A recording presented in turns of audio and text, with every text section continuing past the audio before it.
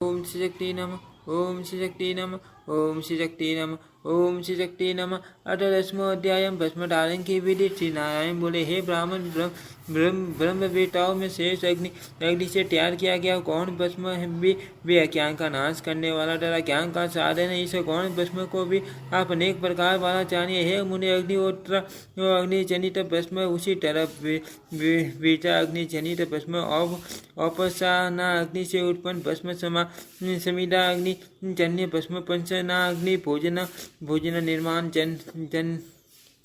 जनि से भस्म तथा दावा अग्नि से उत्पन्न भस्म गौण भस्म है। यह है माँ मुने समस्त त्रैवर्णी को ब्राह्मण क्षत्रिय तथा वैश्य को अग्निहोत्र जन्य तथा बीजा अग्नि जन्य भस्म धारण करना चाहिए। ग्रस्तों को विशेषकर औपासन अग्नि जनित भस्म तथा ब्रह्मचारी को समाधि अग्नि से उत्पन्न भस्म लगाना चाहिए। शूद्र को वैदिक ब्राह्मण की पाकशाला में भोजन निर्माण से उत्पन्न भस्म तथा सभी जनों को दावा नल जनित भस्म लगाना चाहिए। हे ब्राह्मण, हब में बीजा अग्नि जन्य भस्म की उत्पत्ति के विषय में बता रहा हूँ। सीता नक्षत्र युक्त पूर्णिमा की तिथि तथा अपना निवास स्थान ही इसके निर्माण के लिए समीचीन है। इसके अतिरिक्त खेत बाग तथा वन भी इस बीजा मोह के लिए शुभ लक्षणों वाले तथा प्रशस्त है। पूर्णिमा तिथि के पूर्व त्रयोदशी को विधिवत स्नान करके संध्या आदि नित्य क्रम संपादित कर अपने आश्चर्य से आज्ञा लेकर उनकी पूजा करे तथा उन्हें प्रणाम करे। तुरंत उनकी विशिष्टा पूजा करके स्वयं श्वेत वस्त्र धारण कर शुद्ध यज्ञ पवित्र पहनकर श्वेत माला धारण करके तथा संतादि लगाए तत्पश्चात कुश के आसन पर बैठकर हाथी की मुट्ठी में कुश लेकर पूर्व अथवा उत्तर दिशा की ओर मुख करके 3 बार प्राणायाम करना चाहिए। पुण्य महादेव तथा महादेवी का ध्यान करके उनके द्वारा निर्दिष्ट तिथि के अनुसार इस प्रकार निवेदन करके संकल्प में दीक्षित होना चाहिए। मैं इस शिरोव्रत को इस शरीर की साप्ती तक अथवा 12 वर्ष तक अथवा 6 वर्ष तक अथवा 3 वर्ष तक अथवा 12 मास तक अथवा 6 मास तक अथवा 3 मास तक अथवा 1 मास तक अथवा 12 दिन तक अथवा 6 दिन तक अथवा 3 दिन तक अथवा 1 दिन की अवधि तक अनुष्ठित करने के लिए यह व्रत संकल्प ग्रहण करता हूँ।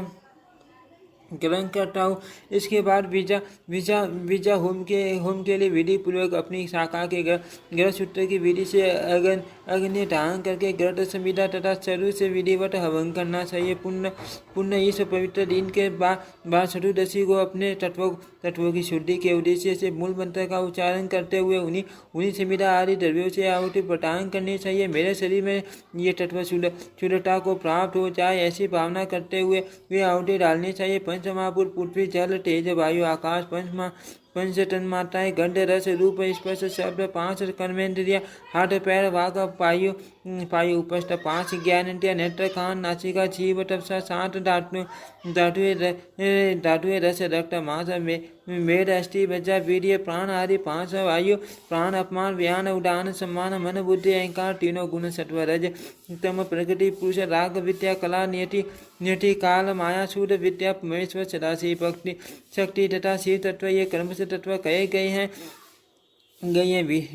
बीजा मंत्रों से आहुति प्रदान करके वह होठा निष्पाप हो जाता है। इसके बाद गाय का गोबर लेकर उसका पिंड बनाकर उसे पंचाक्षर मंत्र से अभिमंत्रित करके पुण्य उसे अग्नि में रखकर उसका संरक्षण करता रहे। उसे दिन केवल अभिषेक ग्रहण करे। चतुर्दशी को प्राप्त काल पूर्वोक्त विधि से नित्य क्रम तथा हवन आदि समस्त कार्य संपन्न करके उस दिन निराश रहकर संपूर्ण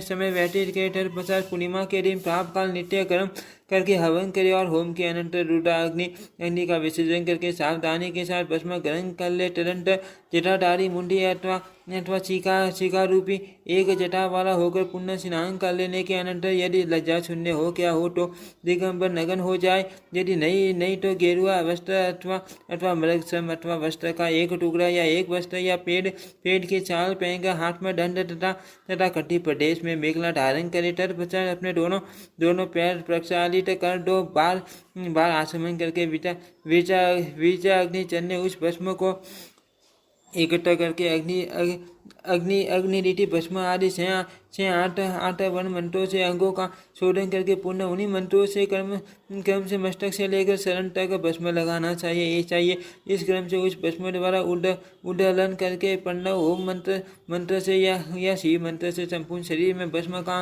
अनुलेपन करना चाहिए। इसके बाद त्यायुष संज्ञा वाले मंत्र से त्रिपुंड धारण करें। ऐसा कर लेने पर शिव भाव को प्राप्त होगा। शिव भाव का ही आसन करें। इस प्रकार इस पाशुपत व्रत को प्राप्त कालीन, मध्यकालीन तथा शार्यकालीन तीनों संध्याओं के समय करना चाहिए। ये पाशुपत व्रत भोग तथा मोक्ष को देने वाला है और ये पशु तत्व भाव को दूर कर देता है। अतः पशु तत्व विचार का त्याग करके पाशुपत व्रत का अनुष्ठान करने के अनंतर लिंग मूर्ति महादेव सदाशिव की पूजा करनी चाहिए। भस्म स्नान महान पुण्यदायक, सभी सुखों की प्राप्ति कराने वाला, अति श्रेष्ठ, आयु बल आरोग्य लक्ष्मी तथा पुष्टि की वृद्धि करने वाला है। अत अपनी रक्षा कल्याण तथा सर्वविध संपदा की समृद्धि के लिए मनुष्य को भस्म धारण करना चाहिए। भस्म स्नान करने वाले मनुष्यों को महामारी का भय नहीं रहता। यह भस्म शांति कारक, पौष्टिक, पुष्टि कारक तथा काम सिद्धि प्रदायक इन 3 प्रकार का होता है। इति श्रीमद्देवी भागवते महापुराणे अष्टादश शास्त्रायां सीतायां एकादश स्कंधे भस्म महात्म्ये पाशुपत व्रत वर्णन नाम 10मोऽध्यायः। ओम श्री शक्ति नमः। ओम श्री शक्ति नमः। ओम श्री शक्ति नमः।